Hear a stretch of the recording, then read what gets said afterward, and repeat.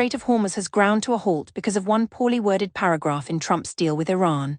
China told Putin not to use nuclear weapons in Ukraine directly and in the form of an ultimatum. Russia's fuel crisis is so bad that people are buying electric cars just to skip the queues. And Meta has patented a system that listens to everything you say all day long to figure out how you feel about breakfast cereal. I'm Lumina, and this is the Daily Dumpster Fire. Day 3 of the post-ceasefire era, and the Wall Street Journal has identified the root cause of the current escalation. It is not ideology, it is not a strategic miscalculation, it is paragraph 5. President Trump's Memorandum of Understanding with Iran, signed in late June and declared dead on Tuesday, contained a clause that both sides now interpret in completely opposite ways.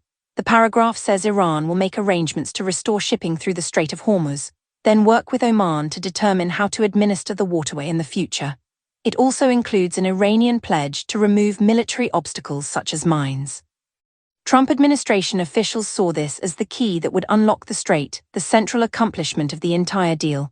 Iranian hardliners saw it differently. They read the clause as giving the Islamic Republic exclusive control over the waterway. For Tehran, paragraph 5 is a sovereignty claim. For Washington, it is a clearance procedure. The two interpretations are incompatible and neither side is backing down.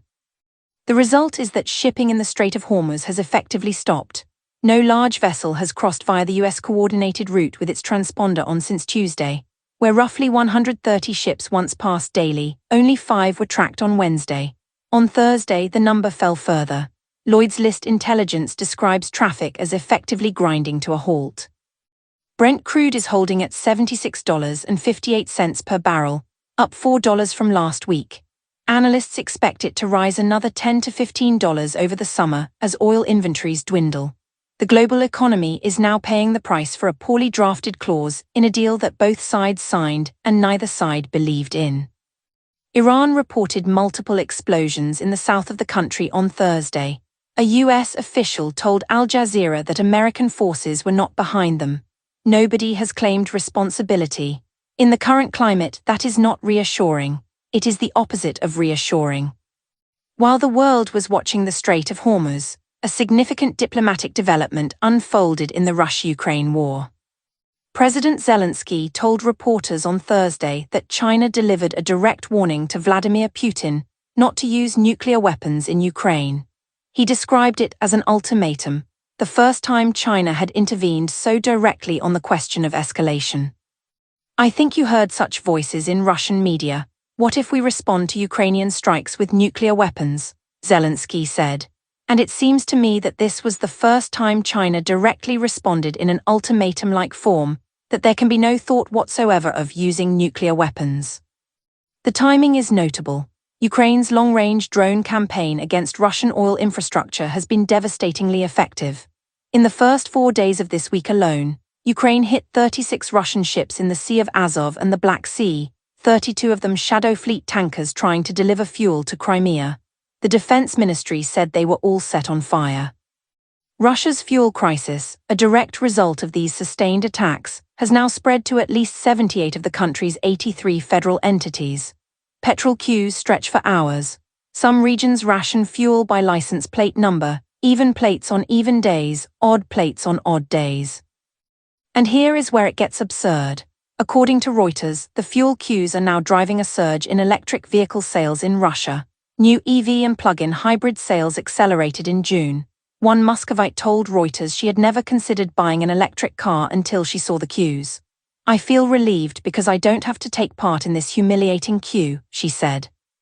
A country that sits on some of the largest oil reserves in the world, whose economy depends on hydrocarbon exports, is now experiencing such severe fuel shortages that its citizens are voluntarily switching to electric cars to avoid the petrol lines. The irony is not subtle. It is a sledgehammer. The Kremlin, for its part, said on Friday that Putin remains open to diplomacy but is carving out a wider buffer zone in Ukraine in response to Kiev's escalatory actions. 3 sources close to the Kremlin told Reuters that Ukraine's drone strikes are strengthening Putin's resolve to keep fighting, not weakening it. The war continues, the fuel burns, the tankers sink, and somewhere in Moscow someone is plugging in their first electric car and wondering how they got here. Meta has filed a patent for a system that records a user's voice and surroundings throughout the day. transcribes the audio, and runs it through an AI program that analyzes tone, pace, pauses, and breathing to determine the person's emotional state.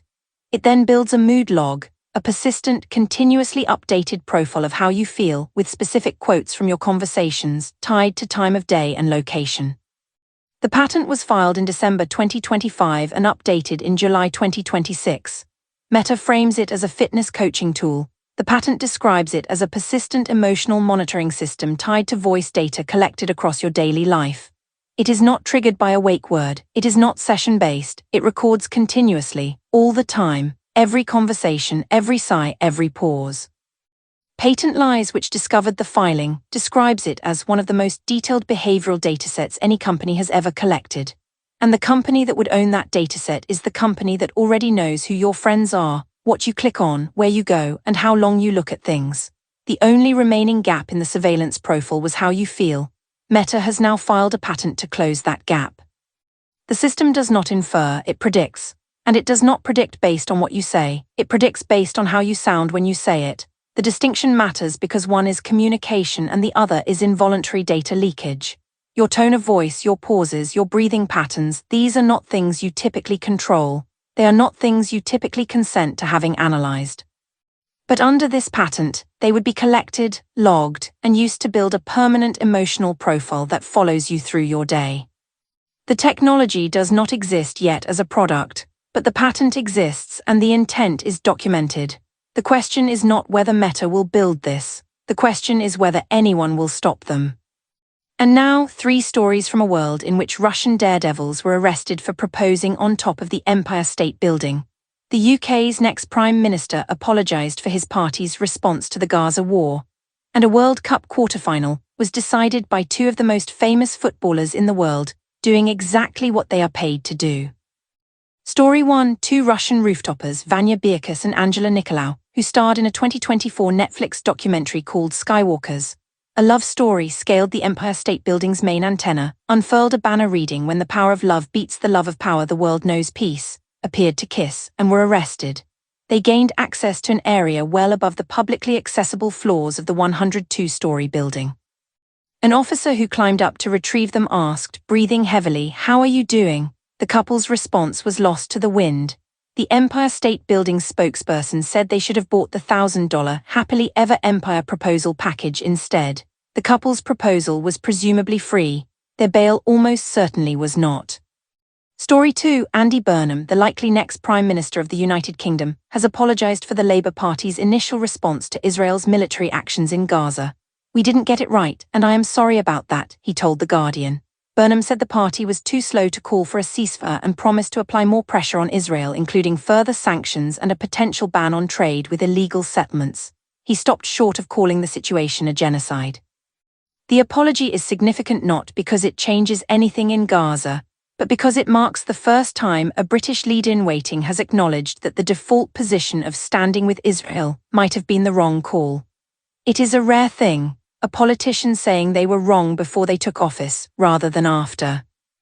Story 3: France defeated Morocco 2-0 in the World Cup quarter-final in Boston, with goals from Kylian Mbappé and Ousmane Dembélé. France advances to the semifinals for the 3rd consecutive tournament. Morocco, which made history in 2022 by becoming the first African team to reach the semifinals, could not replicate the run. The scoreline was predictable, the performance was professional. The result was that a pre-tournament favourite is still in the tournament, which is not a story in any normal sense. But in a week where the Strait of Hormuz has stopped functioning, a nuclear power has been warned by another nuclear power not to use its weapons, and Meta is planning to wiretap your emotional state through your sunglasses. A football match that went exactly as expected feels almost restful. Day 133. A badly worded paragraph stopped global oil shipping.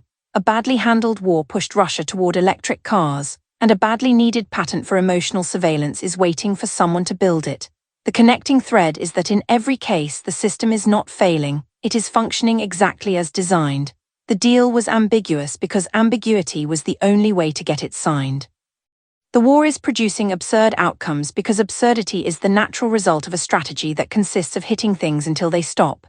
And the patent exists because surveillance is not a bug in the business model, it is the business model. The only people doing something that makes unambiguous, uncynical sense are the French national team, and even they are only winning because they are better at football than the other team. That is not a moral, it is just a score.